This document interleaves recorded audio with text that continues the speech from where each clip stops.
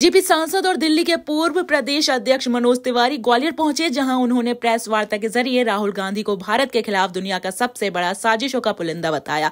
वहीं महाराष्ट्र चुनाव के परिणाम को विपक्ष के गाल पर तमाचा बताया, जिसके साथ ही धीरेन्द्र शास्त्री की यात्रा को आज की जरूरत बताया और यह भी कहा कि आज व्यासपीठ को राजपीठ सुन रही है। वो दौर चला गया जब अंग्रेजों का डिवाइड एंड रूल चला करता था। देखो, राहुल गांधी जी साजिशों के पुलिंदा है।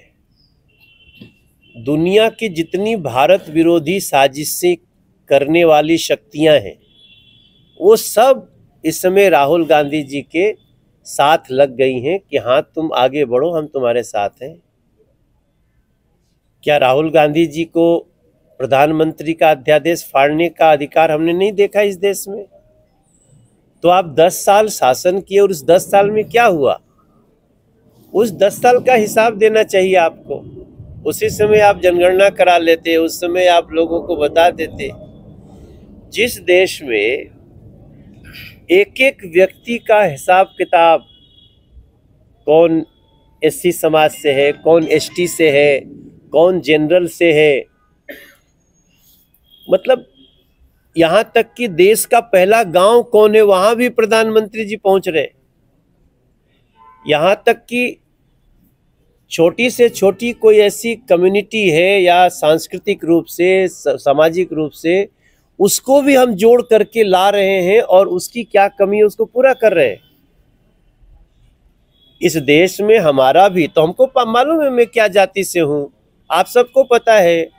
अगर उस जाति के आधार पे हम रिजर्वेशन में आते हैं तो हमें रिजर्वेशन भी मिलता है।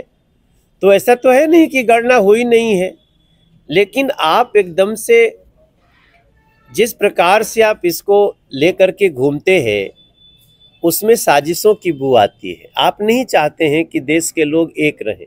हम जिस जाति के हैं रहेंगे, जिस धर्म के हम रहेंगे, लेकिन आपका पता नहीं क्या हो गया राहुल जी को कि वो अपनी जाति तो बताएंगे नहीं। एक दिन संसद में जब अनुराग ठाकुर ने इतना ही बोला कि कुछ लोग अपनी जाति बताते नहीं, दूसरों की पूछते रहते हैं, तो मैं ग्वालियर के मीडिया के थ्रू मैं मध्य प्रदेश और लोगों से बोलना चाहता हूं कि उस समय राहुल गांधी जी ने क्या कहा, इसको याद रखा जाए। जब उनकी जाति की बात हुई तो उन्होंने कहा कि ये मुझे गाली दे रहे हैं, ये मुझे गाली दे रहे हैं। अगर जाति पूछना गाली है तो फिर आप 140 करोड़ को गाली क्यों दे रहे हो?